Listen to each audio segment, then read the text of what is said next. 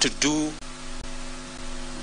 and to rise up early, work hard all day, every day, so that we can realize it together. My deputy and I and the Kenya Kwanza team pledge to make Kenya a country of everybody and everyone. My administration shall do justice to all, regardless of their social status, religion, ethnicity, gender, whether they voted at all or whom they voted for. I therefore extend a hand of brotherhood to all my competitors and to all their supporters. We are not enemies, we are Kenyans. Let us unite to make Kenya a nation where everyone shall be proud to call home. My administration will recognize in full the now established tradition of honoring our leaders who have served this nation and shall not in any manner interfere with their privileges and their entitlements in retirement. They are revered elders of our nation who deserve respect at all times. It is now time for us to prepare for the day when we wake up to the momentous duty to serve Kenyans. Let us all reflect on our contribution and look forward to build this country and nation together to achieve the glory of Kenya, express its heritage and splendor, and fill every Kenyan heart with thanksgiving. As I said earlier, the hero of our campaign is the legendary Mama Mboga and Boda Boda. The hero of the election is one Wafula Chebukati and the Independent Electoral and Boundaries Commission. And the hero of our democracy and the rule of law and constitutionalism is our judiciary. We celebrate all Kenyans, and I pledge and commit to work as the Kenya Kwanza team in making sure that we take Kenya to the next level. I will be making a much more comprehensive statement further down the road. I thought I should recognize everybody who has made a contribution towards this success today. As I said, it's not about me and my good brother Kashagwa and the leaders who are here. It's about all millions of Kenyans who have made a contribution to us getting where we have. I will shortly be putting a call to my good friend, President Uhuru Kenyatta.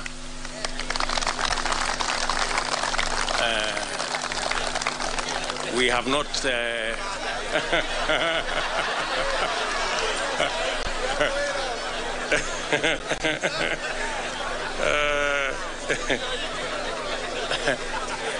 we have not I haven't talked to him in months. But shortly I will be putting a call to him so that we can have a conversation on the process of transition.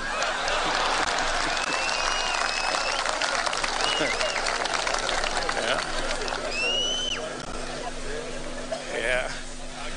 I know he worked hard in his in his own way, but the people of Kenya have made a decision,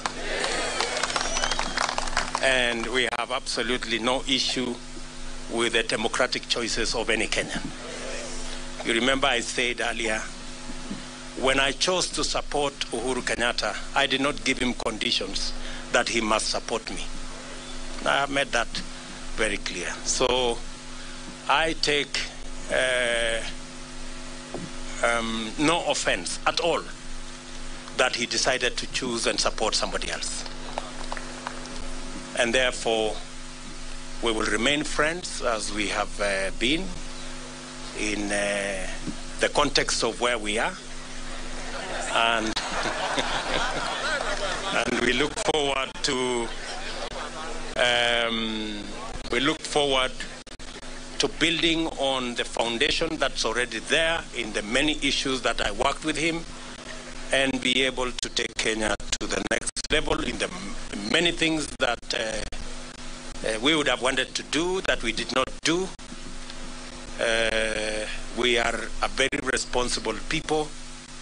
Government is a continuous enterprise, and we will complete all the projects that have not been completed, as we have said, and we will build on that foundation the programs that we have committed to the people of Kenya, and we will hit the ground running because we are aware of what we need to do.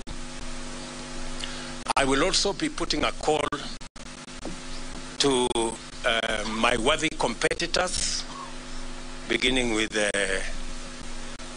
Raila Odinga, my worthy competitor, with his Azimio team, so that we can begin to contextualize how we are going to work together for the people of Kenya. Those of us who will be working from the executive, and the Azimio team who will be working from the opposition.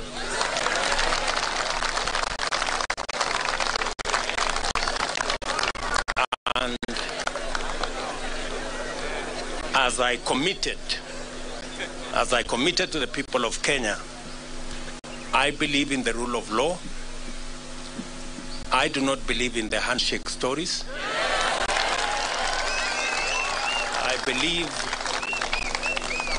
I believe in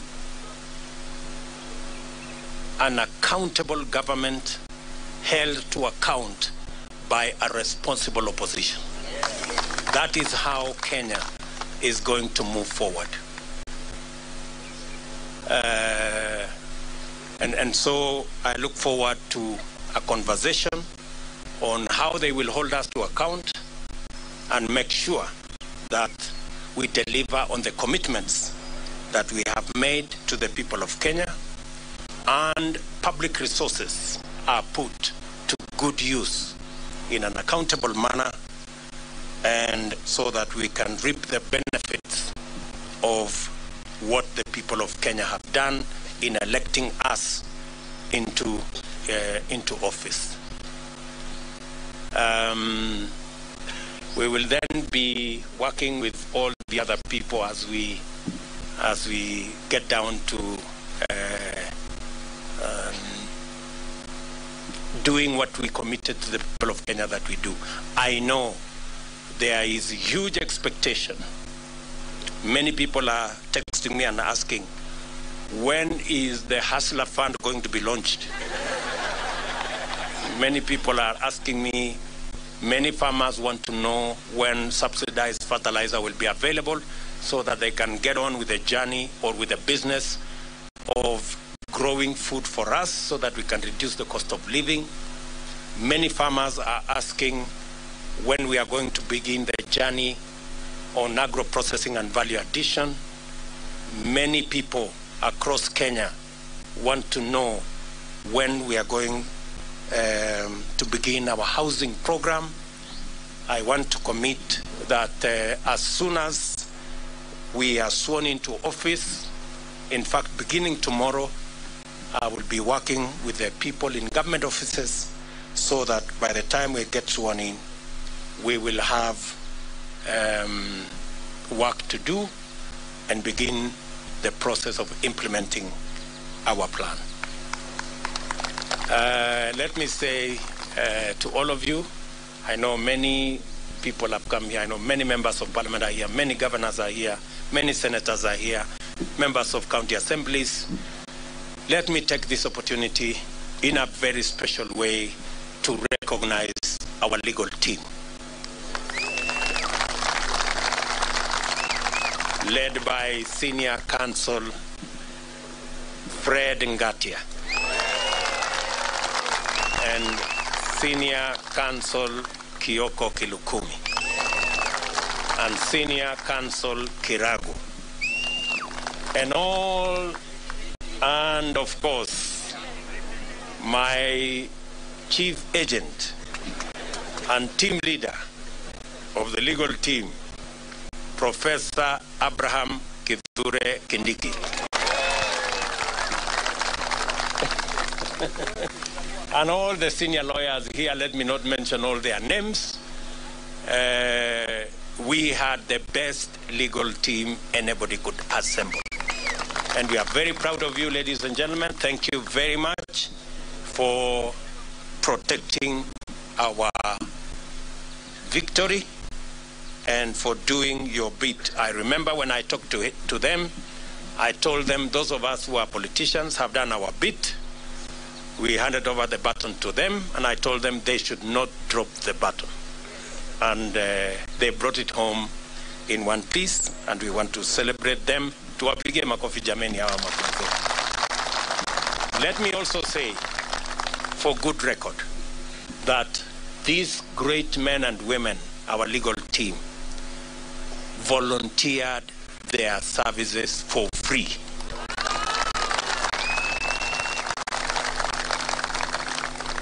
It is amazing that they said this is a patriotic duty they are doing for their country. And they were going to donate their time, their intellect, their professionalism to make sure that they do that is what is right for Kenya. Ladies and gentlemen, I sincerely appreciate on behalf of the Kenya Kwanza team your sacrifice, your contribution, and your commitment to this journey. Asanteni sana. Of course, there are many volunteers.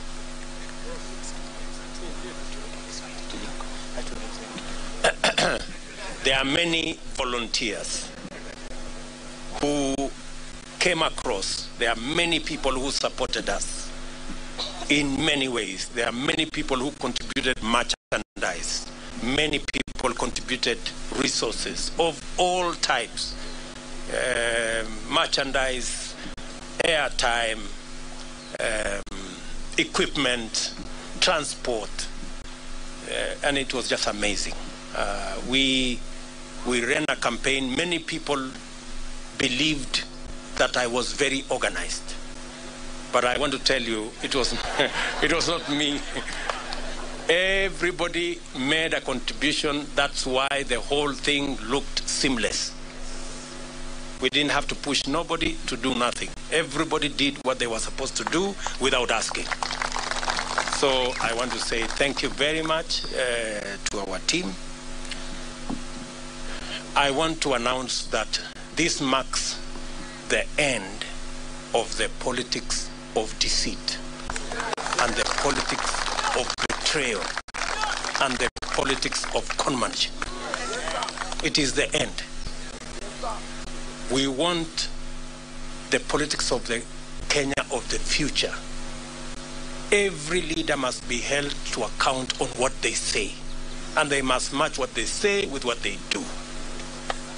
I promise you, ladies and gentlemen, that with the opportunity God has given us, we want to have a country based on the rule of law. As my deputy has said, the criminal justice system will be reserved for fighting criminals and criminality and making sure that public resources are protected and criminals are brought to book. The criminal justice system will never be used again for political reasons.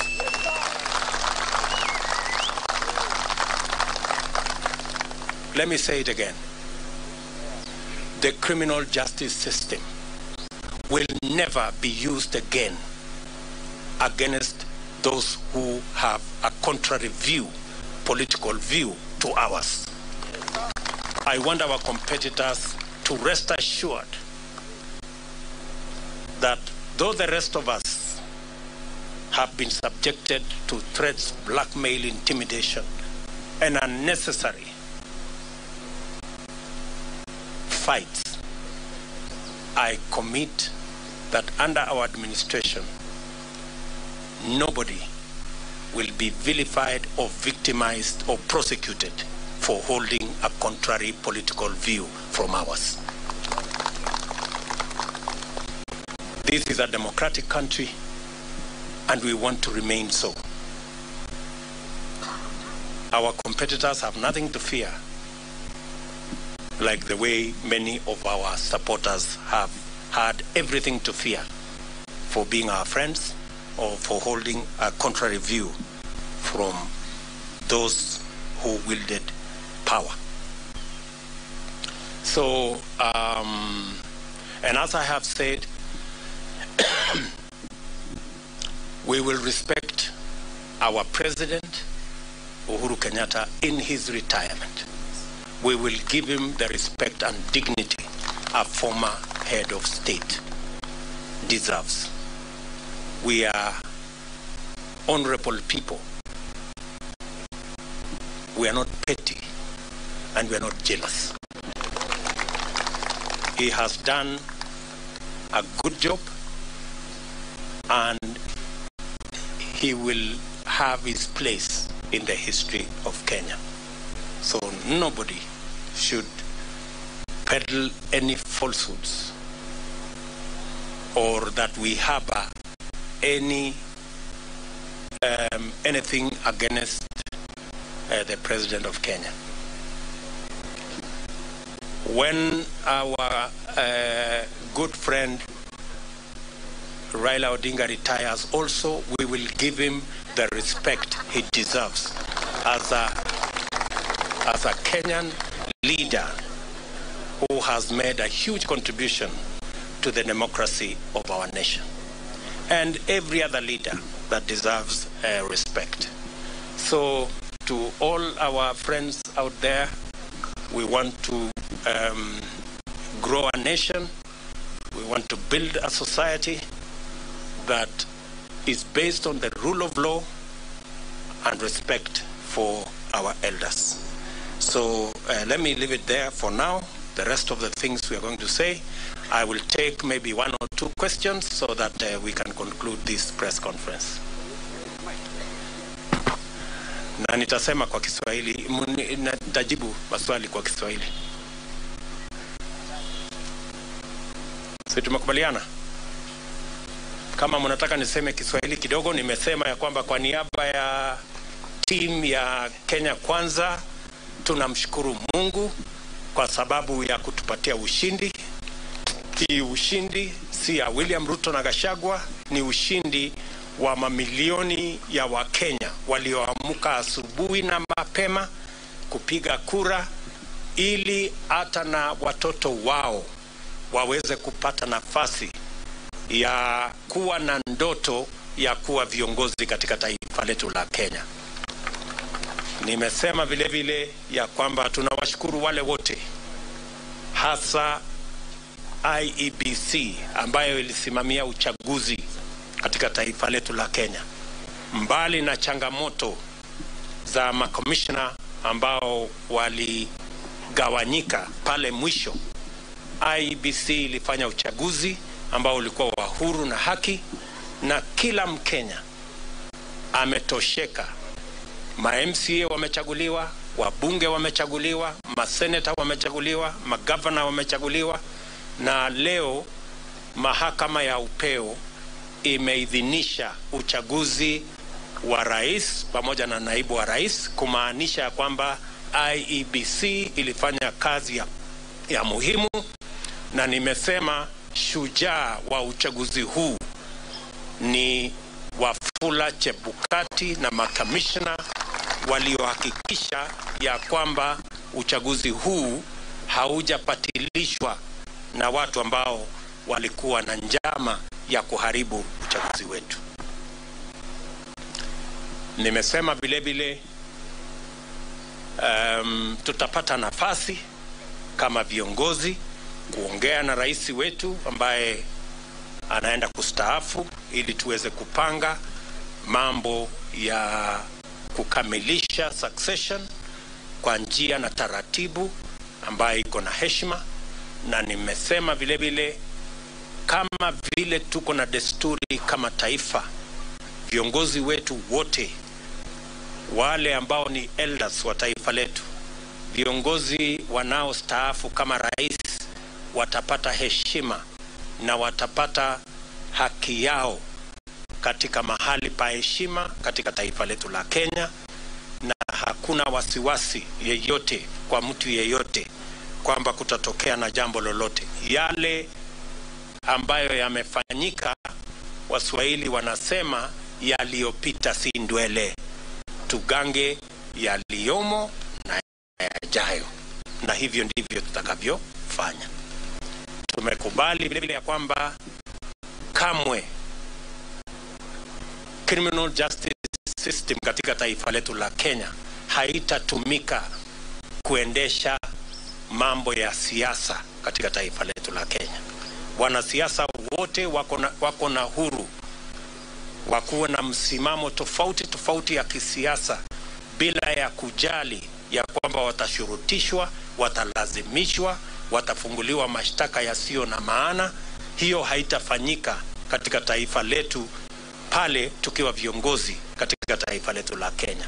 Wananchi wengi wameangaishwa, wamesumbuliwa, wamefanyiwa mambo mengi kwa sababu ya misimamo yao ya kisiasa, na tumesema haya mambo tutayakomesha. Tunataka kuwa na nchi ya demokrasia, mahali maoni ya kila mtu ni ya muhimu na hakuna mtu atashurutishwa kuwa na msimamo mmoja ama msimamo mwingine. Any questions, good people? Thank you very much. I don't think you have any questions. Uko na swali ya kusema nini? Sema jina. Thank you so much, Your Excellency. Congratulations on your win. My name is Ibrahim Karanja. I work for NTV. Yes, you have repeatedly said during the time the IEBC declared you as a winner, and even now when the Supreme Court has upheld your win, that you will work your government and with the opposition to the extent that it remains in the opposition.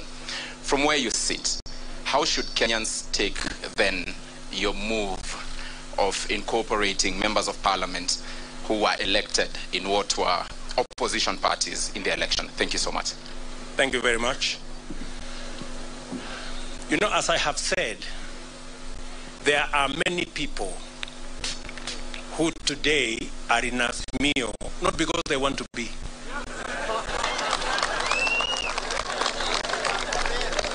We have many people who are forced, blackmailed, threatened into belonging to Azimio. There are many leaders. If many of these leaders, if they tell you their stories, they are horror stories. Many of them were told, if you don't join Azimio, this court case, KRA will be brought on you, and many other threats. And that's why I said the other day, our good brothers, competitors on the other side, they have to really think of how to take their coalition into the future now that they don't have the instruments of blackmail, threats, and intimidation. Because they have built their coalition using force and blackmail. And you know, this is a country, a democratic country, and you cannot force anybody to make political choices they don't want. Imagine, even a law was passed that makes people prisoners of a certain coalition. That once you sign a piece of paper here, and they make sure you sign that piece of paper at night when the lights are switched off. And then you are told, once you sign, you cannot leave. You know, that is not a country that we all wanted to belong to. So there will be people who will want to join Kenya Kwanza, and you know, a majority of the people who have decided to come and join Kenya Kwanza actually were people who we were together before. They were just boxed into a corner, threatened, blackmailed, and told they must belong to a different formation. So, because we are a country of free choices, yeah, I want you to know that we will have an opposition in Kenya. There will be no handshake like the one we witnessed before that creates a mongrel of a government where nobody knows where the line is. That one will not happen. But there will be people who will choose because of preference, because, for example, I'm sure maybe you're talking about Ali Roba and his team. Ali Roba and his team are members of Jubilee. We were together. Or Kiraitu Murungi for that matter. These are people we were together. They were just told, you must be here, otherwise X, Y, and Z will happen. Now that we are breathing fresh air and freedom has arrived, they are now, they can now make the choices. Thank you very much. Any other question? Yes, my good friend. Mpatie ule microphone.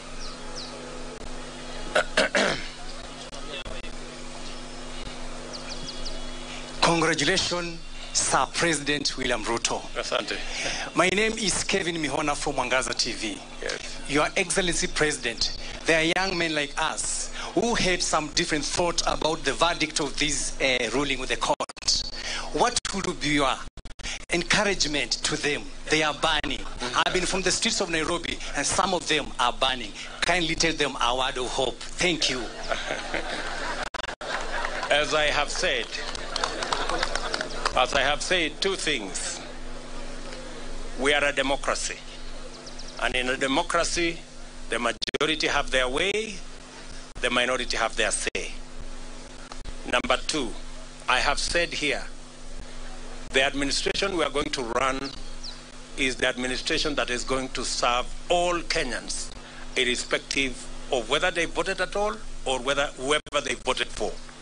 We are going to serve the people who voted for us and those who did not vote for us, because we are going to run the government of Kenya. And the government of Kenya is going to be the government of Kenya for all Kenyans. So they have absolutely nothing to worry. Nothing to worry. We are going to serve all Kenyans equally. Yes?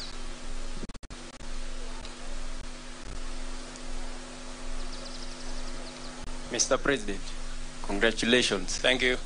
My dream was to be a professional footballer, but I had to kill that dream. What's your plan now that you're in power in terms of stadiums and making sure the football in this country works? Because there are so many dreams out there have been killed because of individual selfish reasons. What's your plan on that one? The same way the people of Kenya have made my dream a citizen from nowhere come true. As I have told you, I will work hard. You have read our manifesto on matters to do with sports, and we will work hard to deliver on our commitment so that people like yourself and many more who have dreams and their dreams stagnated or died because there was no opportunity, that we create that opportunity so that people like yourself or even other people who have aspirations like yours can also attain or make their dreams come true. That's how. That's how. Yes, one last question. Yes, give Yeah, my name is Ken. Yes. Wambui from Minoro TV. Yes.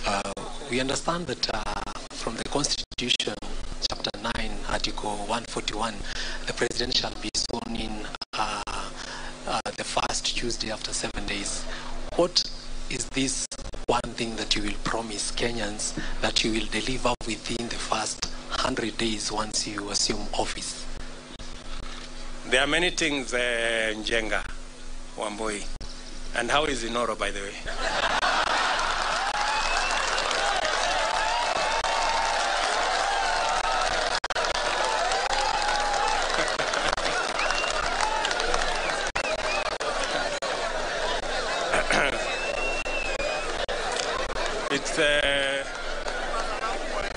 it's good to have you around.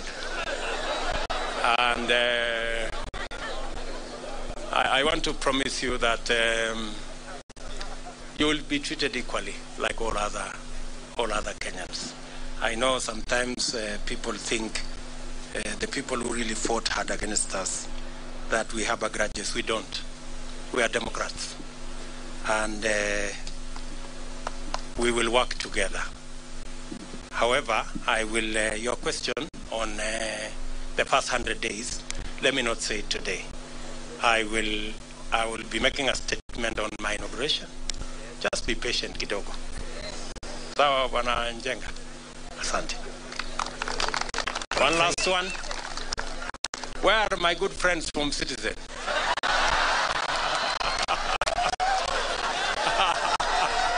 Citizen.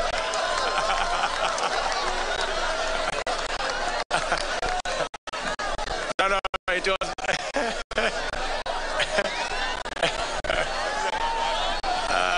Citizen.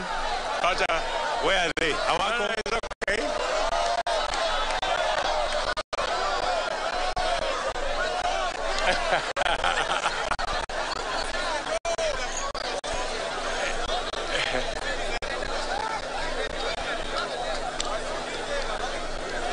Yes. Congratulations on your win, Mr. President. My name is Brenda Wanga from Citizen TV. I know you have said you will give a comprehensive statement a little bit later on what you intend to do in your first 100 days. You've said that in your manifesto before, but I know most of us are quite concerned and would like to know what your plans are in regards to fighting graft. That has been quite a big issue during this campaign. Thank you. Thank you very much. Thank you very much. I think it's a fair question. And how is my good friend Leto, by the way?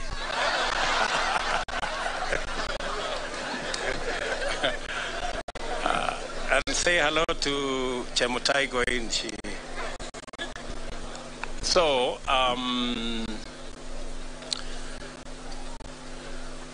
as I have said, I am going to make a comprehensive statement, and I want to promise you that among the things I want to do on the 100 days, one of them is going to be about tackling corruption. So expect a statement and expect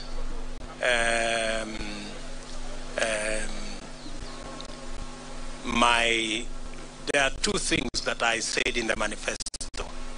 Number one is the judiciary fund, and number two is to have an accounting officer for the police and the entire criminal justice system, so that they will never depend again on resources from the office of the president. They will have their own independent budget and an accounting officer, so that they can go after anybody that is involved in graft or in wastage or in theft without getting permission from the office of the president. We will treat those institutions as the Constitution expects us, as independent institutions. But I'm going to make a statement about on that, or as among the things that will be in my 100 days to do list. Sawa. Very good. Otherwise, I think we can leave it there for today. Mimi nataka ni waambie asante sana for coming. All the good friends from the media, thank you very much. We're going to be sharing information with you as often as we can. And I am just requesting that let's put the campaign behind us and let us look into the future together. We may all have supported different candidates, but the people of Kenya have made a choice. Si ndio? Si sasa tujipange tu kwenda mbele pamoja. Bas, asanteni sana na watakia baraka ya Mungu. Thank you. All right, kindly, let's remain seated. Kindly, let's remain seated for a minute. Would just like to have a few photographs, Your Excellency, with your permission. Live from the DP residence in Karen here in the county of Nairobi, President-elect William Ruto, in his first speech since the Apex Court affirmed his win a couple of hours ago, and perhaps to fast track to what he has been talking about, we'll be delving into that much with my colleague Regina Manyara. We are also joined by Advocate of the High Court Gibson Gisore and a constitutional lawyer Henry Kurauka. Very quickly, some of the things that he has been able to point out, and it's a question that we very well knew in the media it's gonna be there. That is, what do you intend to do in the next 100 days? And he has, of course, he has been tight-lipped a little, but he has broken the ice. They are talking about tackling corruption will be the first, and we expect a much comprehensive report. But something that he has said, and I know quite well, will identify with you two, my good learned friends, is the judiciary fund. This is something that we've had for a very long time. And he has talked about accountability for the police and also the criminal justice system. They will have their own, they will be more or less autonomous, and they will have their own budget so that they do not rely on the executive. A very quick one, Kurauka. Yes, what do you make of the DP of the president-elect now? Yes, speech, yes. And in particular in actualizing the judiciary fund? Yes, thank you very much. The speech is wonderful. I believe we expect more on the 13th. Now, on judiciary fund, it was introduced in our constitution in 2010, and it has taken many years, more than a decade, to actualize it.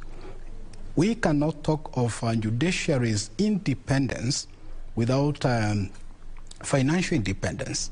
We have other forms of independence, like the way we have seen our Supreme Court and other courts do.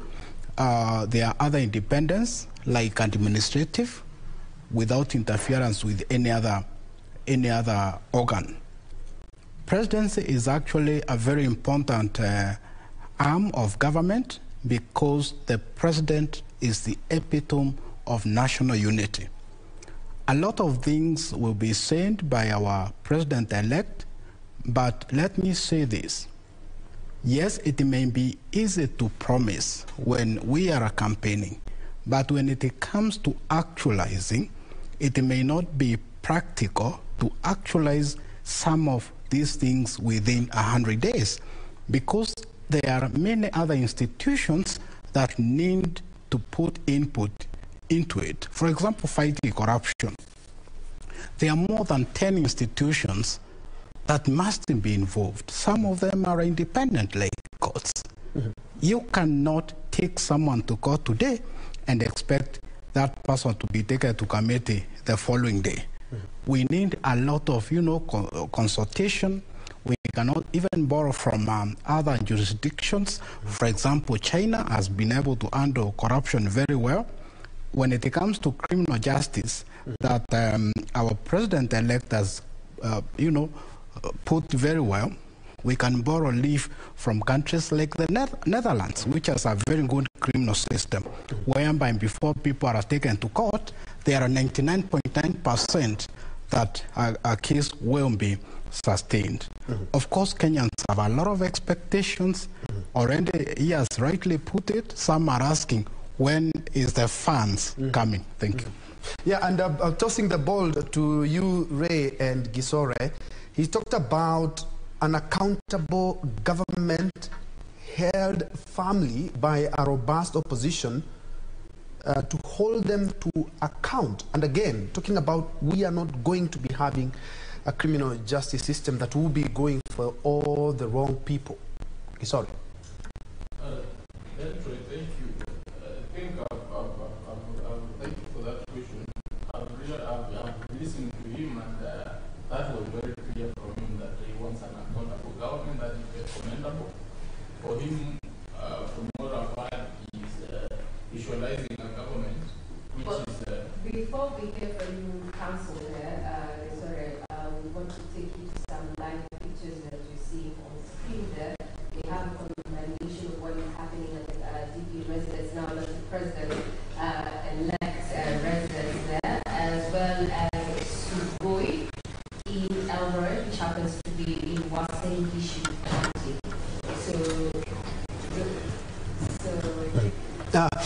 And allow me to come in with some of the things that have been mentioned.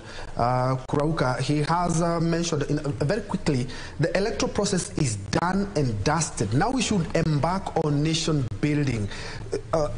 That's a very strong statement, if you ask me, because after every election cycle, the country just has a break or something, and then we go back to politicking again. And now he wants us to put all that behind and focus on nation building. And again, the handshake question has popped up. He said, yes, we're going to work together, but no handshake as witnessed before. Quite a strong statement. Very well. Already we have several handshakes since the results were announced. If I go by what I have been but to be very sincere, it is practically impossible to govern this country without some form of handshake. And that's why I commend our President-elect for embracing leaders like my senior Kiraitu Morongi and the other leaders. Of course, we expect more of these, working together relationships. They may not be really handshake, but it could be a version of the same. But what I would like to say is that, yes, we need a robust and effective opposition. For that to happen, we need legal reform, because the laws we have cannot create the opposition that was contemplated in now and de facto BBI. But let me say this as well. What is very important right now is national unity. We have no space to have chaos or infighting, and I think we Kenyans, being the supreme power of this country, as per the Constitution, Article 1 of the Constitution, we are not ready to fight each other because of politics or whatever results from politicians. And we want to embrace peace, amani, peace, amani, all through. And my take on what the President-elect has said, that everyone will be treated equally. Whether you belong to Azimio or any other, you will be viewed in the same eyes before the law, and you will enjoy all the rights and benefits as a Kenyan. All right, and we will be delving into that more a little bit later. But as we were having the President-elect speak for the first time since the court affirmed his win, we also had a parallel interview where IEBC chair Wafula Chebukati was having a presser at his office, 21st floor of the anniversary tower. This is what he had to say.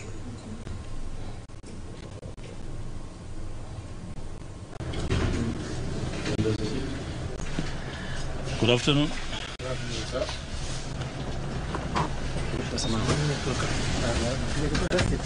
A statement from the Commission as regards the verdict of the Supreme Court today on the presidential election petitions. The Commission appreciates Kenyans for peacefully exercising their democratic right to vote on the 9th of August in accordance with Article 38 of the Constitution of Kenya 2010.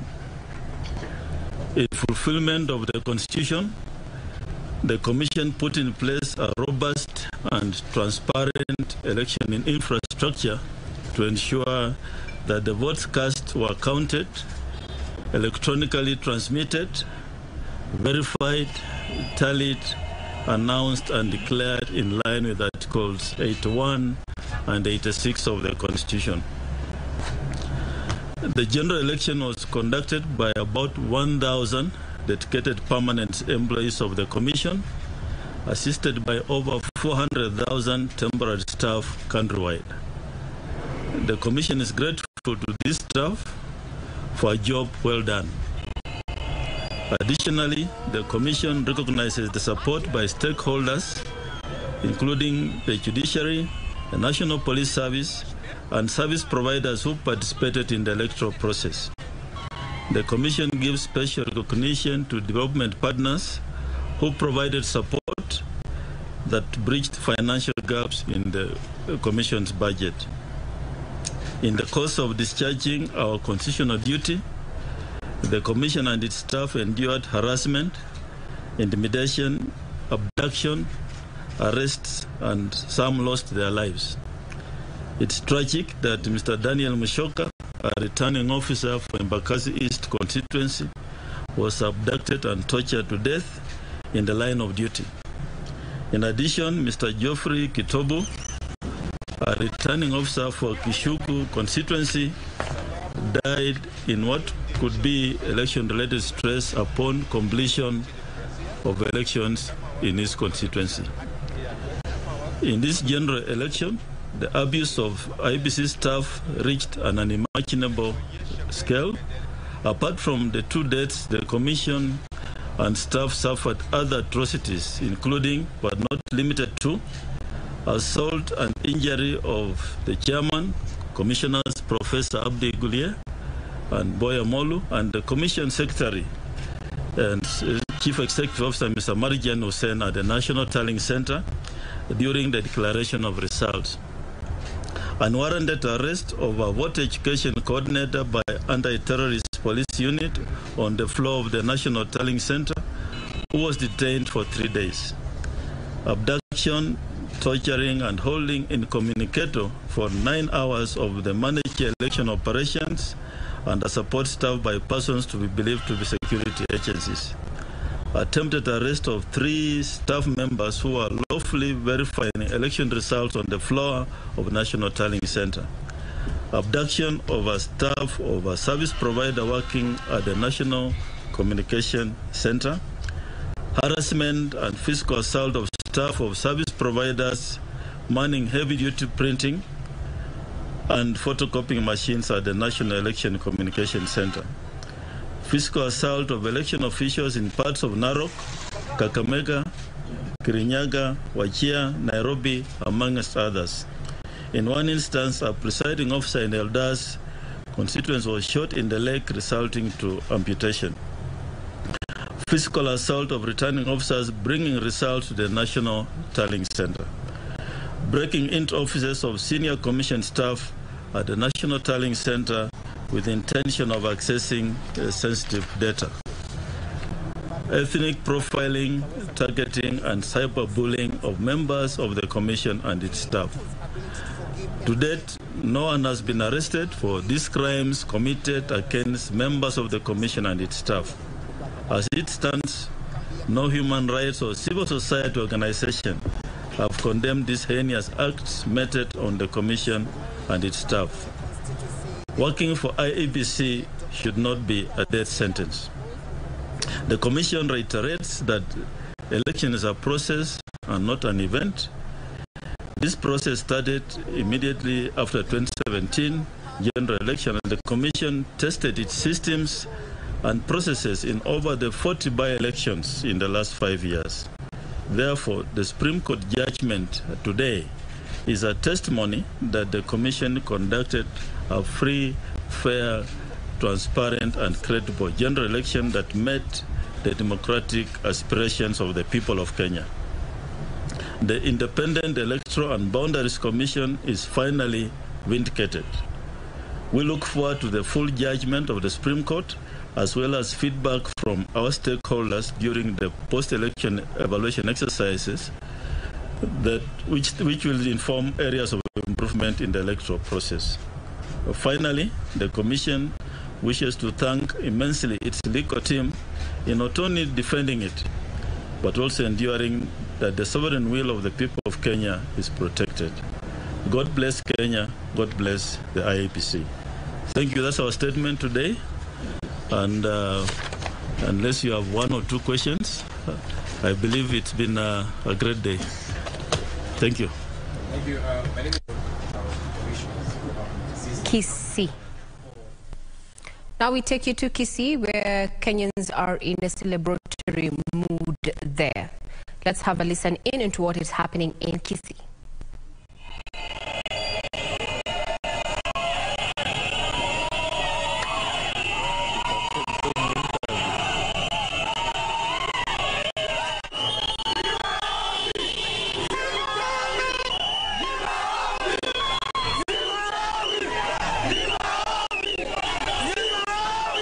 Sisi kama wananchi wa Kisii, vile mnavyoona, wananchi wametoka, biashara zinaendelea, wananchi wanasherehekea kwa amani, hakuna vurugu yoyote. Tunaomba amani iendelee. Na kama kanisa kutoka Kisii na wote ambao kupiga kura, leo tunasherehekea ushindi wa mheshimiwa wetu ambaye ni rais mteule William Samoei Ruto. Kanisa letu, kanisa lote Kenya, tunashukuru kwa sababu kanisa limetulia, kanisa limeomba na kanisa limeonekana kwa wakati huu. Mungu sana kwa ajili ya mama Martha Koome kwa ile decision wamefanya haki kwa mwana Kenya ambaye tuliamka asubuhi tukapigia hasara kura. Tuko na furaha ya kwamba haki imefanyika katika nchi yetu ya Kenya. Tunataka kuambia watu wetu wote tusherehekee kwa amani.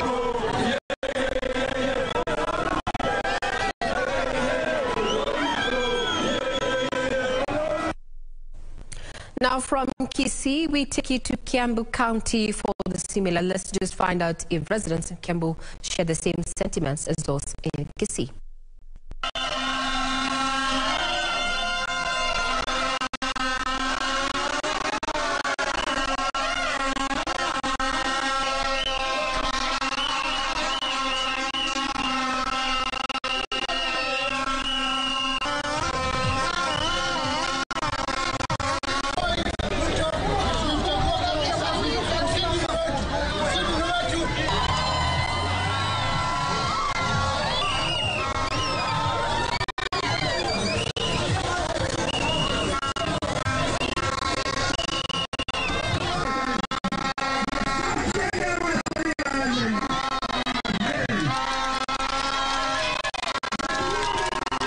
Tumefurahishwa sana na uamuzi wa koti kuamua ya kwamba William Samoei Ruto ndiye atakuwa rais wa Jamhuri ya Kenya.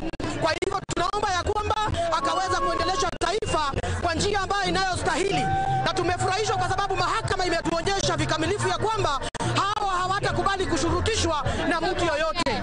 Wamefanya uamuzi ambao uko huru. Siasa imeisha, hata wale ambao walikuwa mlima walikuwa saidi ile ingine, tukiwaomba mkuje sasa tutengeneze taifa yetu ili tuweze kuwa kitu kimoja. Tulikuwa tunamuomba Mwenyezi Mungu sana William Ruto akuwe rais wa Jamhuri ya Kenya, ile zile Hazardous Fund na zile promises zote, mambo yote tuliweza kuambia wananchi wa Kenya. Lazima sasa hakuna jambo la kusema ni kwa nini haijafikishwa. Sasa lazima tuambatane, tufanye kazi kama familia moja ya UDA kutoka chini kwenda juu. Justice has been done na sheria imethibitishiwa kwamba Kenya ni nchi ya sheria. Tumefurahi sana na nimefurahi sana kwa maana tumeona president wetu amekuwa William Ruto, na kama vile tumekuwa tukiomba atieni mtu wa watu, na sasa kazi ni kwake, tufanyie watu kazi.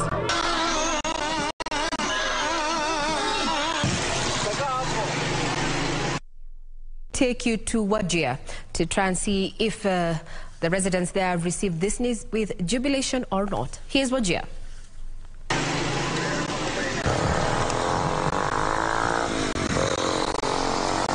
Tutaki vita ama mahakama hivi watu futa ni kufute, hiyo haina faida. Kenya ende mbele, biashara endeke, wale waanguka na wale wanapata, sote ukue pamoja, ufanye kazi, tujenge nchi yetu. Hakika nilifurahia hiyo uamuzi ambaye Supreme Court ulifika. Hiyo ni kuonyesha Kenya imeendelea kwa kila njia na kuna haki pia, kwa sababu hiyo ni dirisha ya kwamba ulimwengu mzima Kenya nchi demokrasia, kama mtu kulalamisha ana haki ya kwenda, na tuna majaji ambao wanaangalia kitu kwa haki. Hawatakani watu wa bishane ama wagombane juu ya urais ama juu ya uchaguzi. Hiyo imeisha. Kila mtu ni marafiki na pia mandugu. Sasa wacha tufanye biashara yetu na kila kitu ambaye sisi iko na faida na upande wetu. Now, from Wajir, we take you to West Pokot to just sample what Kenyans have to say in regard to the decision made by the Apex Court. Here's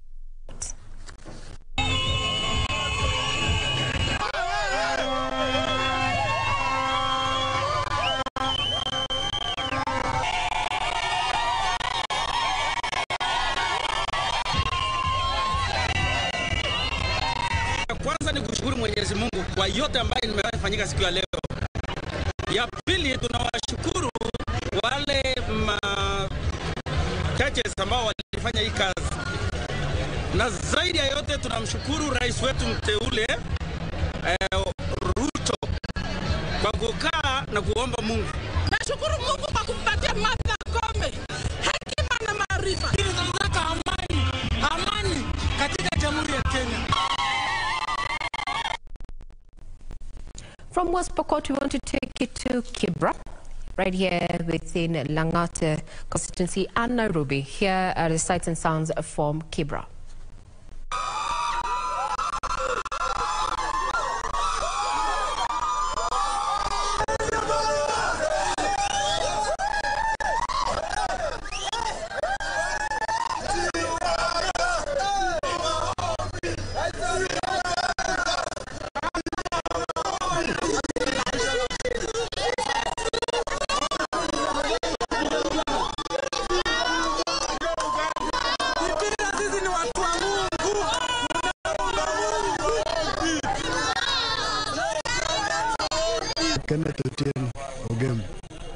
They do their job. That is the better. We are tired of election. Jina ni Zado Kokonda. Mimi ni mkaaji hapa Kibera. Sisi wakaaji wa Kibera tumefurahia na huu uchaguzi venye majaji wameamua na venye amepambia kiongozi wetu ni William Samuel Ruto. Tumefurahia kwa sababu yeye ndiye tulivotia. Hiyo ndio maoni yangu. Majina ni Tunda Winisho. Mimi nasema watu wa move on tu juu ishakuwa. Asikubali kushinda si mshindani. Kwa hivyo tu move on, tuendeleze Kenya, tuendeleze uchumi. Ndivyo tu. Mimi ni Joseph Masika. Nimefurahia sana kwa uamuzi ambao imefanyika. Kama wananchi tuwe kitu kimoja, tuendelee na maisha. Maana hakuna mtu atakuletea chakula kwa mlango. Wewe pamoja na mimi ni majirani, tuendelee kuwa na amani. Mimi naitwa Geoffrey Beth. Mimi ni mkaaji wa Kibera lakini nyumbani ninatoka Bomet County. So kama kotini ameamua hivyo tutakubali tu. So naomba wa Kenya tukaa mahali tuko hapo. Tuendelee na maisha yetu tu. Mimi naomba tu amani. Sindi asenti mkaaji wa Kibera. Si tumeheshimu mahakama vile imesema. Sasa kitu yenye naomba tu wa Kenya kuwe na amani. Ni hayo tu. Jina langu ni Jason. Nikiwa mkaaji wa hapa Kibera. Malilio yetu na maombi yaliyo watakatifu yamesikika. Ruto amehangaishwa, ameenda mpaka mahakamani, ni imekuwa proved. Kila kitu iko sawa. Kwa hivyo Kenya tumetoka katika minyororo ya wafungwa, tuko sasa uhuru. Mungu ametusikia na freedom has come to the country. Ina Nelas Mkoyani.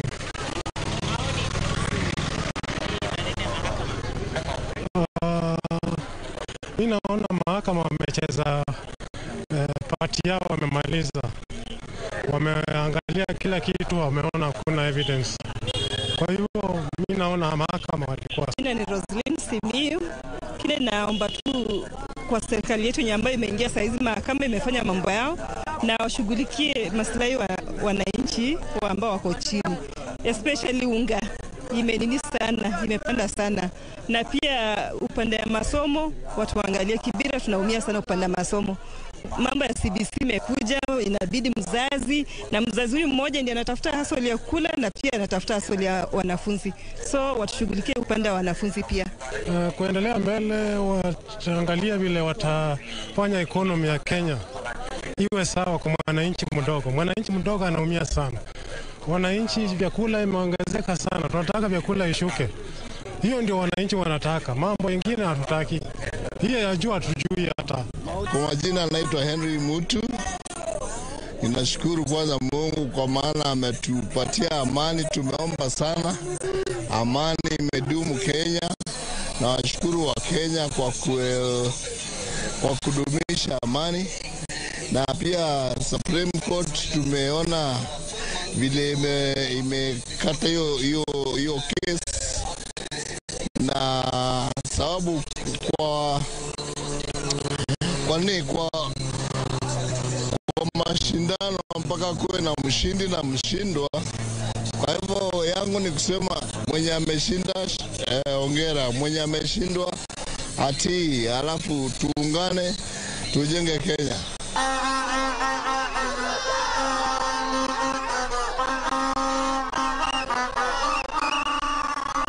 Now from Kibera there, let me take you to Mwingi. Let's sample what is happening in Mwingi following that particular judgment. Kama watu wa Mwingi tunataka kushukuru Mungu kwa sababu ya siasa zilizokuwa na upole na amani, na watu wakapiga kura zao, na sasa ni wakati wa matokeo ya hukumu ambayo ilipelekwa kule kotini. Sasa ningependa tu kushukuru na kuwaomba Wakenya turudi kazini, tuchape kazi. Rais wetu ambaye amepewa nafasi na koti, na yeye aanze kazi yake, na sisi kama wananchi tukamunge mkono. Hata wale waliopigia mlengo ule na wale walipigia mwingine, tushikane pamoja tuweze kupeleka nchi yetu mbele.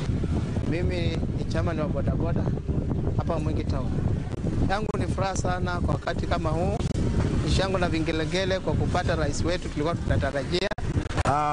Chenye ningependa kusema ni kushukuru mahakama yetu ya hapa Kenya kwa sababu ya ile kazi ambayo imefanya kazi nzuri, kuhakikisha kwamba tumepata kiongozi ambaye ni wa halali.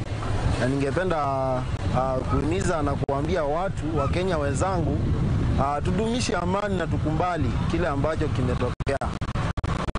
Yule ambaye amekuwa rais tumkumbali kama rais wetu na tufanye kazi na yeye. Those are sentiments from residents in Mwingi. Now let's sample what Kenyans had to say, those residing especially within Naivasha in Nakuru County. Sugoi.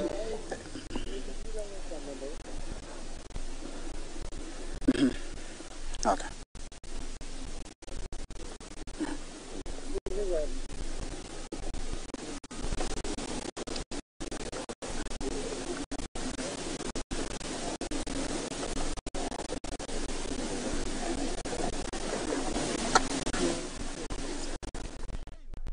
Kazi na wao pamoja, kwa sababu tulikuwa tumelilia Mungu sana na amefanya kulingana na haki na sheria yenye tulikuwa tunataka. Kwa hivyo sisi tutakuwa na amani kuanzia saa hii mpaka milele na milele. Na mimi nilikuwa upande wa baba na asiyekubali kushindwa si Msudani.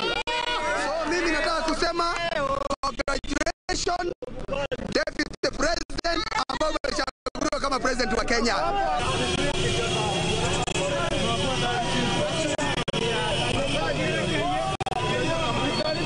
Those are sights and scenes from Naivasha there, Nakuru County. Now we want to take you to Uasin Gishu County and in particular to Sugoi, where my colleague Timothy Kipnusu is on ground. Good evening, Timothy.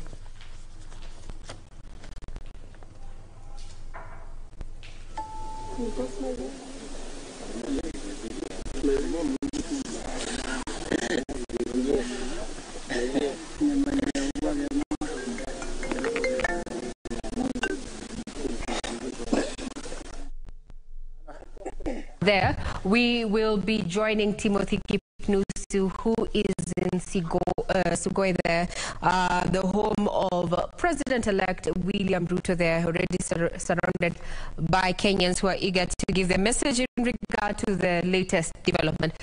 Good evening, Kipnusu. How are you? I hope you can hear me loud and clear now. Tell us, what is the situation in Sugoi? A very good evening to you, Regina Manyara, back there at the broadcasting house in Nairobi. Yes, indeed, I'm still pitching camp here in Uasin County, the political bedrock of the President-elect William Ruto. Actually, I am at Ruto's residence here in Sugoi, and celebrations were underway a few minutes ago. A number of residents who had gathered here to celebrate the announcement of proclamation from the 7-judge bench were here, and the celebration was immense, the excitement was immense, and just before we managed to make our way here in Sugoi, a number of areas, particularly in the CBD, was you cannot move. Transport was really paralyzed because a number of residents took to the streets to celebrate. It was pomp and color, celebrating the son of the soil, Dr. William Ruto, after the judgment made by the Supreme Court judges. And just to paint a picture, I'm joined by a number of residents, including elected leaders who are here together with residents to celebrate the victory from the 7-judge bench after they have affirmed the President-elect William Ruto. Many thanks indeed for joining us. Actually, is Nicholas Bitok, the area member of County Assembly for Tapsagoi ward, the ward where Ruto comes from. Many thanks indeed for joining us. How do you make the assessment of the judgment from the Supreme Court? Who made the decision today? Kwanza nashukuru, mimi naitwa Nicholas Bitok Rende, MCA at Tapsagoi ward. Hapa penye nyumbani kwa President elect. Tunashukuru sana kwa judgment ambayo imefanyika siku ya leo. Imeonyesha kuwa ilikuwa uwazi na walifanya kazi jinsi sheria inavyotakikana, kwa sababu kwa kweli hakukuwa na kesi. Ruto aliweza kushinda kinakaubaga. Tunafurahia sana judgment bench ya watu 7 ambaye wote 7 walikubaliana kuwa President William Samoei Ruto ndio aliyechaguliwa na wananchi, na yeye ndio anastahili ushika usukani ya urais katika Kenya, taifa letu la Kenya. As a leader who is elected here in Tapsagoi ward, what are your expectations under the administration of William Samoei Ruto, bearing in mind that the country is really grappling with a number of issues from corruption and of course also the high cost of living? What is your expectation au matarajio yako ni yapi? Matarajio yangu ni makubwa sana, kwa sababu mimi mwenyewe namjua Rais Ruto tangia alipokuwa mbunge wetu, akakuwa deputy president, na sasa amepewa usukani kuwa rais. Na matumaini makubwa sana kwa sababu ameweza kuyatatua mambo mengi katika taifa letu la Kenya. So kwa hivyo tuna matumaini mengi na atayaweza mambo ya economy, mambo mengi, hata ya corruption ambaye mara mingi wamesema kuwa yeye ni corrupt, lakini sisi wenyewe kwa sababu alikuwa mbunge wetu na amekuwa rais wa deputy president wa Kenya, naelewa na kujua kuwa atafanya mambo yatawezekana. Yes. Nyinyi wanasiasa kila mara mnakuwa wepesi kutoa ahadi mbele ya umma, lakini kutekeleza inakuwa ni donda sugu au ni kitendawili. Kwa mtazamo wako kwamba baadhi tu ya ahadi ambazo wananchi wametolea wametoka viongozi nyinyi ambao mmechaguliwa wametoka kwa wananchi, ni nini hasa kinakuwa kigumu kutekeleza ahadi zile? Mambo ya kutekeleza mambo ya ahadi katika uongozini ni mara mingi watu wana mahitaji mengi na mapato ni machache. Kama for example sasa kama ward yetu hii ina mahitaji ya over millions, lakini sasa for example ward allocation ya ward yetu ya Tapsagoi tunapata 45 million. So wakati unapanga kusukuma ingine, kuweka kando, kuongeza ingine na kufanya, huwezi kutimiza yote kwa safari moja. So inakuanga scarce resources na mambo mengi ambayo tunahitaji tufanye. Thank you so much, Nicholas Bitok, the member of County Assembly Tapsagoi Ward. I can get a view from the chief, or Sugoi chief, David Samoei. Actually, he has the same name with the president-elect. Pengine unahisi vipi kuhusiana na ile uamuzi uliotolewa na majaji wa mahakama ya upeo? Kwanza majina yangu ni Senior Chief David Samoei wa kata ya Sugoi hapa Uasin Gishu.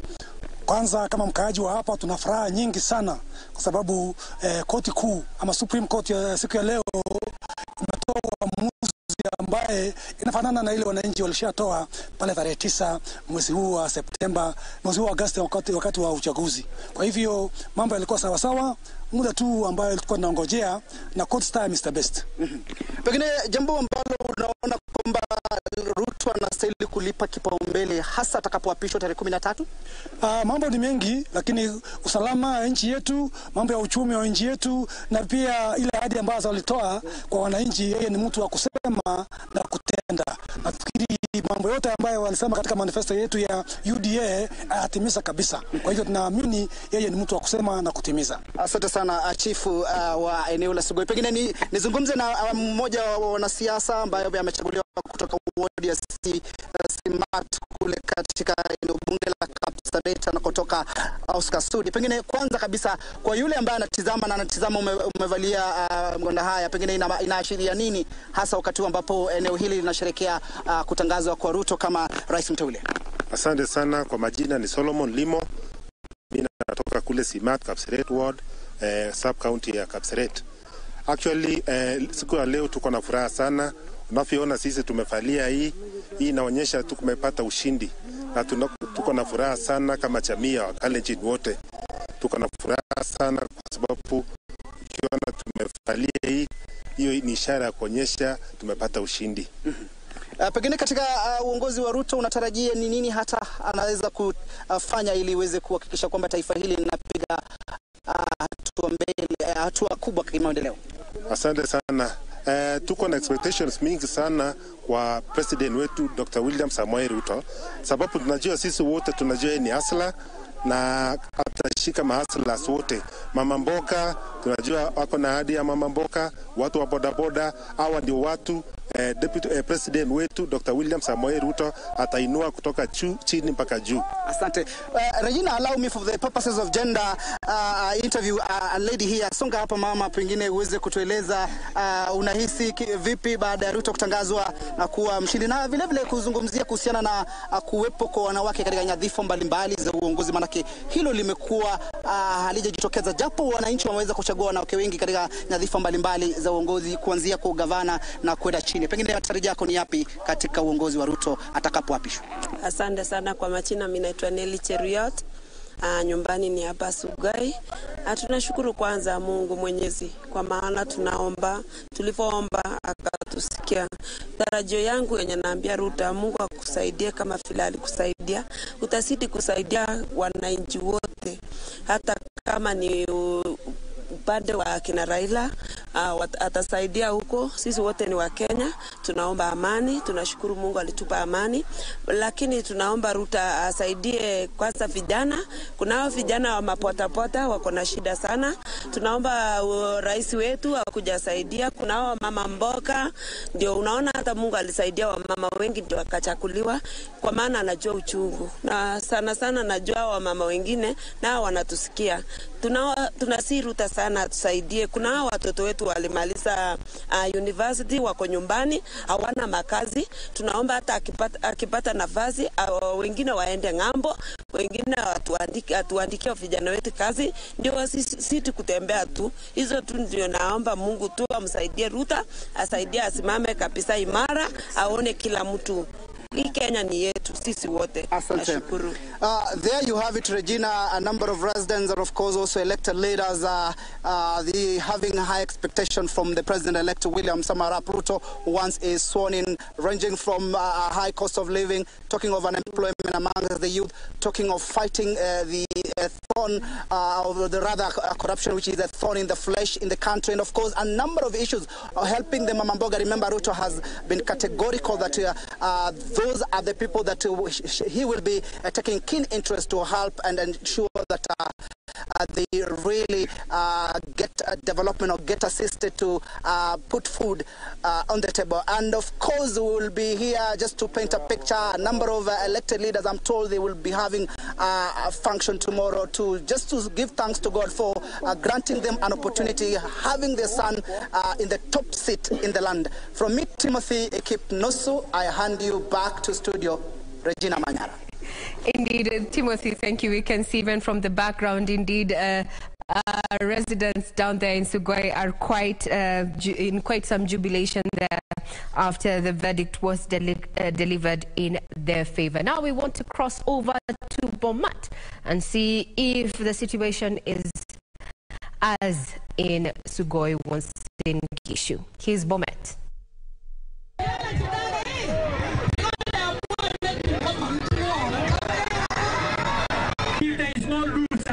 Kwa sababu watu ambao wamefaidika ni wapiga kura. Na furaha kwa ile uamuzi ile tumepata kutoka mahakama yetu ya upeo, our Supreme Court, kwa sababu wameamua unanimously 7 out of 7 to upheld the election of our 5th president, none other than William Samoei.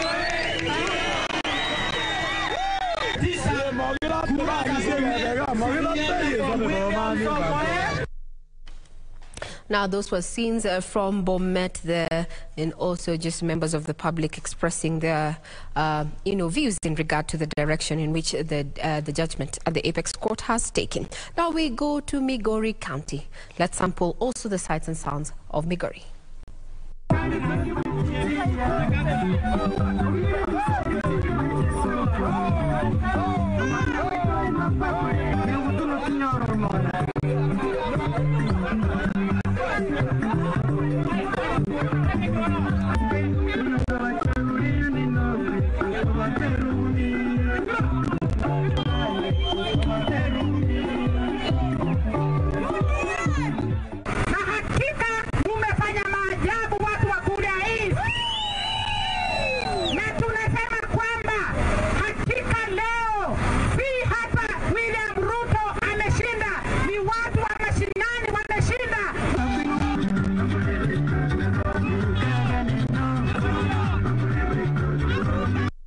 Well, peace, we move as one and deliver on the promises that you made to us during the campaigns. It seems that President-elect William Ruto has his work cut out. Ben? Indeed, Ray there, and as you can see, Kenyans, just as they voted peacefully, they are celebrating peacefully. And I would like to engage my lawyer because he has to attend to some other matters. But looking at the two speeches, one by the president-elect and one by Wafula Chebukati, and of course by the Supreme Court, they say that the election conducted by IEBC was free, fair, credible, and verifiable, and actually affirmed that all the 7 judges did that. How do you think Wafula Chebukati is feeling at the moment? Because he has overseen 3 elections, twice in 2017 and now 2022, all which were disputed, but the court has vindicated him. Oh yes, he must be over the moon now, because for the last 7 days he has been very demonized by various voters, and the Supreme Court decision is final. There can be no appeal or any variation. What I'm happy about, and we must say hongera to all Kenyans, everyone wants peace, peace, peace. We be united, we move forward. All right. I'm informed that we have an issue on your with your microphone, but we are gonna get to that. Let me cross over to the other side and get Wakili's sentiment on the same. How is Wafula Chebukati now feeling? From his statement, he talked about a lot was happening behind the curtains, threats, intimidation, and he talked about 2 officials actually died. And something very interesting he mentioned is none of the civil societies came out to condemn that. I don't know whether Wakili's microphone is okay now? All right. Thank you very much. All right, let's hear from Gisore first. Yes, Bentre, you see, Wafula Chebukati was the man who said everybody was scanning for. And the fact that the court has actually exonerated him or didn't quite find him to be guilty of the things that they were asking, I think it's about time we say that he's like that lady was brought to Jesus for stoning, and Jesus started writing the scenes and people disappeared. So that's how he should be feeling, that his life has been saved, because the man has really worked. The man has really given his best, but Kenyans cannot be really in a position to say that he has done that, but at least the court found it in his favor. That is something which should give him remorse. He's retiring in January, so you will go home a happy man. And he doesn't have another election to run to be accused. So he should be the happiest man. About the civil society bit is quite interesting, because I mean, he feels the weight that how is it that everyone cannot be able to see it from my side? Everybody should be able to point fingers and say that it's me who is the bad person. And I think he should be the happiest man. He will sleep soundly today. Yes. Wakili. Yes, in my view, Chebukati must be very happy. I know, or rather I suspect, he must have applied the Maraga land decision and complied with it to the letter, going by what the judges have ruled. And as I was saying earlier on, the Supreme Court judgment is final. There can be no appeal, there can be no variation, and we have to accept that reality. Every Kenyan must accept that. We now need to move to the next stage of nation building to ensure there is peace. I'm very happy with Kenyans, because across the country, including a stronghold of Honorable Raila, everyone says we want peace, we want amani, we want peace and unity. That should be the spirit, because it is a core value under Article 10 of our Constitution, because what is important to us is peace, a peaceful and thriving nation. It is unfortunate that we lost some officers during, in the line of duty. That should never happen again in Kenya. No Kenyan should lose life. No Kenyan should fight each other. No Kenyan should be injured because of electoral processes. And I think we have really gone, we have a lot of changes have taken place. We are quite far ahead compared to 2017. And one final one, looking at what IEBC is talking about, and now, yes, we have been given a clean bill of health, and supporters of President-elect are elated and say that indeed we have followed the law and IEBC has been on top of its game.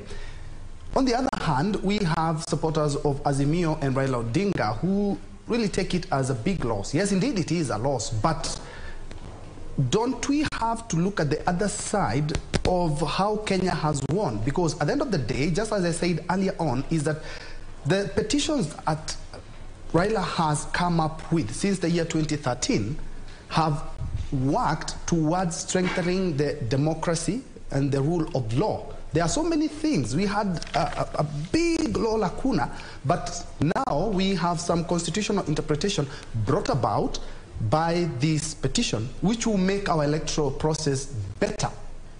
We have seen 7 judges today have affirmed that. Going forward, yes, indeed, it is a big loss for Raila Odinga, but a big win for democracy. Yes, true. In my view, as we await for the final decision, which will be quite a number of pages, that judgment will really help us to do a number of things.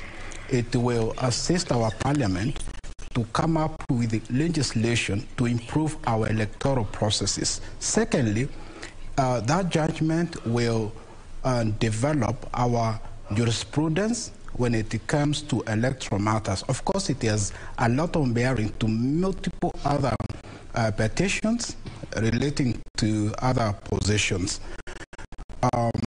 Also for legal education, it will assist us, and for completeness of record. So we need to thank Honorable Raila for taking us through all these petitions. Of course, no person can describe the laws than former Kakamega Senator Malala. And we must thank him. We must say that he has really contributed to development of electoral processes. Finally, on that aspect, I would like the other courts, the judges of the High Court, judges of the Court of Appeal, also to embrace the issues that have been raised by the Supreme Court for consistent jurisprudence on electoral matters. Thank you. Indeed, thank you so much, constitutional lawyer Henry Kurauka. We have been here since morning, and thank you so much for your insight. And just as the president-elect has talked about, thank you so much, because Nikujitolea, he talked about all the lawyers in his legal team. Actually had all the time, and they decided to do it for free. Thank you so much for your insight and for your time. Back to you, Gisore. What does it talk about when it talk about the jurisprudence that is the precedent that is set by the petitions that we've had? Because talking about the Honorable Raila Odinga is that in 2013 and 2 in 2017 and 1 in 2022, all presidential elections. And if you ask me, the presidential petitions, not only do they point out some of the issues that we should be looking at as a country, but it will better the jurisprudence. Looking at 7 issues, the 9 issues, and all judges had affirmed. What can we get from this petition that will aid us to make the 2027 election and all the other elections that may come in between far much better than we've ever had as a country? I think for me, I would want to first thank Honorable Raila Amolo Odinga, because it's because of his temerity that we have been able to even be able to celebrate today's judgment the way we have.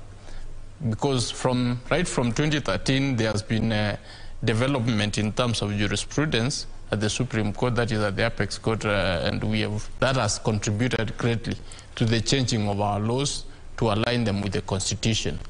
Why I also want to congratulate him further is for having the courage to go to court this time round. Because some people could have said, why go to the court? You've been beaten. Why again go to court? But he said, I'm not doing it for Kenyans. I'm not doing it for myself. I'm doing it for Kenyans. And indeed, we have seen that is actually what us. For me, I think, as I said earlier in the show in the morning, the most important thing was my point number 6, where at least even the court itself did realize that indeed the working of IEBC is not in order. It needs to be fixed. I expect the judgment which comes forth, the full judgment, should be able to highlight some of the areas, actually some of the key things which they thought need to be looked into deeply, so that we can again give it to Parliament to pass the necessary legislation or amendments to ensure that if we will find ourselves in 2027 at this particular spot, we will at least be clear on what is expected. So, pointing forward, I'm seeing a situation whereby we're going to have the Supreme Court, or somebody thinking twice before going to the Supreme Court, because if you count your eggs and you realize they are short, you just keep quiet and concede. And that is a situation which we will be happy to have in future. And that is courtesy of the efforts of Raila Amolo Odinga. Yeah, actually I wanted to toss it back to you, Ray, but perhaps we'll get the final say here on what IEBC Chair Wafula Chebukati has mentioned there. Just shows you, underscores how election matters in Kenya are a matter of life and death. And some of the lessons that he has talked about there is that intimidation, threat and everything. But unfortunately, that is exactly what we've had since the Zacchaeus Chesoni-led Electoral Commission, to the Kivoito-led, to the Isaac Hassan, now to the Wafula Chebukati. But the good thing is that Wafula Chebukati is exiting the electoral body. His head is held high after conducting the biggest and perhaps one of the most contested election in the country. Now, before we even just throw some spanner into the works, Ben as well as Wakili here, what has come out very clear during this particular petition is that we have focused on matters ICT. ICT has gravely been mentioned, and you know, the process, the portal and such, and some of the key lessons that we may actually pick on in as far as ICT is concerned. We would say ICT is a good servant but also a terrible master if it's not used well. When we talk about the constitution of the IEBC, Wakili, in closing, I think this is the second last question posed to you.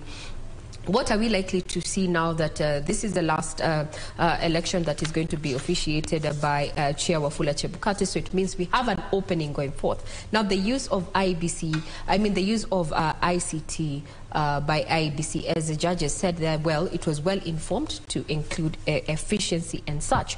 But now, lessons that we can learn from here, allegations of hacking and unhacking, numbers that do not add up. What are we likely to see? What impact is it going to have in as far as the ICT resource is concerned in the country? I think that was put very clearly by the court, and the chairman, Wafula Chebukati, has also highlighted some of the things that they are going back to get reports from the stakeholders, and that he has been very key, and I want to thank him because part of the success of this election was because he involved stakeholders from the word go. In the previous, he even got a report, even got an audit report of the 2017 election, and even implemented the minor KI case of the 2017. So what we are actually going to see in future, is the fact that ICT is going to play a key role, because with those allegations coming forth, you don't just wish them away ever, that the court did not find them sufficient. It's important to assuage the fears of Kenyans that indeed, from where we stand, the election is going to be clean. And what I'm looking at is the perspective that there's that aspect of contracting smartmatic. I think we're going to see less of that. We're going to see an IBC which I'm foreseeing an IBC which will be given enough resources to have their own system here locally, which will comply with our data regulations. Because now, if we are keenly to look at whatever it is that they did with Smartmatic, then we raise the issues. Why did we pass the Data Act 2019? Because if we can be able to violate it by having Smartmatic tell us we cannot give you that data, it does not belong to you. You just voted and that is it. Whatever it is you have in the system, that is all you paid for. Basically, that's what they fell short of telling us, that you know, but then we are going to foresee a situation where we are going to have a data center here, an IBC which will be hosting everything from their own conveyance. They have been asking for money to have their own building. I hope they get it this time, and money to set up their own system, which they will be conducting, so that if we want to audit it, we audit it from within here. Now, that would be interesting. Sorry. We solve ICT problems solved locally. Yes. Final question. What is your anticipation for a Ruto presidency? Borrowing from the speech that he just made this evening, he said he's ready to be held accountable by an opposition, but as it stands right now, we have already seen Kenya Kwanza assimilate a majority of the independent candidates, and from November, yes, he's going to have the majority at least at the National Assembly. Yes, I'm expecting a Ruto presidency which is going to be very vibrant.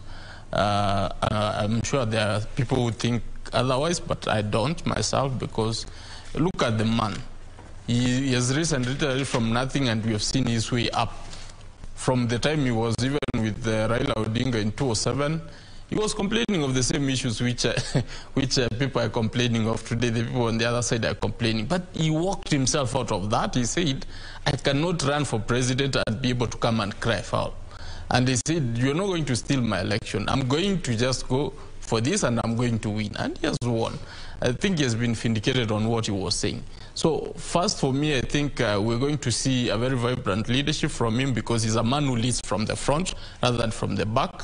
Secondly, we are going to see a person who is going to ensure the things which he promised he needs to deliver. He said he's going to give a comprehensive statement later in time, and we are waiting to see whatever it is that he will put his priorities on for the first 100 days. But for me, I think he's a man who loves education. I'm expecting education to be upheld. He's a man who actually is after for the rule of law. I think he has quite mentioned that vehemently, and he's saying he's going to have the criminal justice system deal with the criminals, not start chasing people around for political whims. And that is going to be very interesting, because some people feel that he may not stand for that, but it's his word he has given, so we will expect that he will be able to uphold it.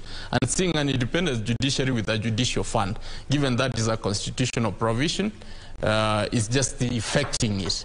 Already we saw some process start. We just want to see that finalized.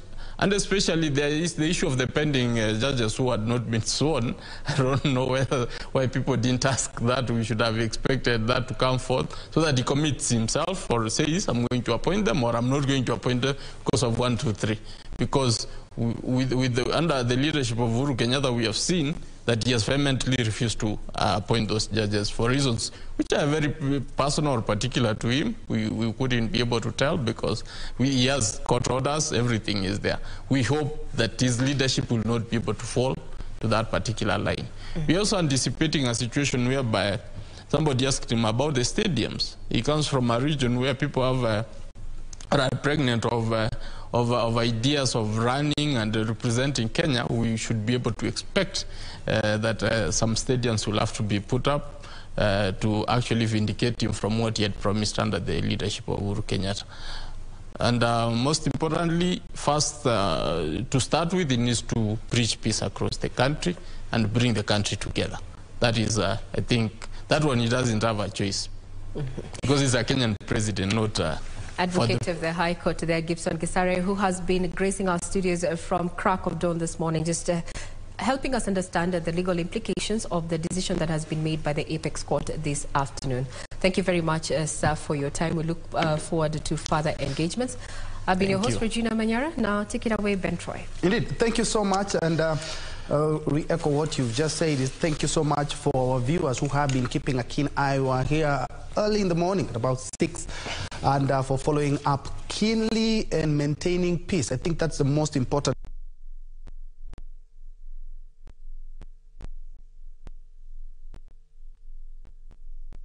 And Kenyans, so as to manage their expectations, the government is expected to deliver on all the promises. And I'm quite sure ladies are waiting for the half cabinet of women. Thank you so much.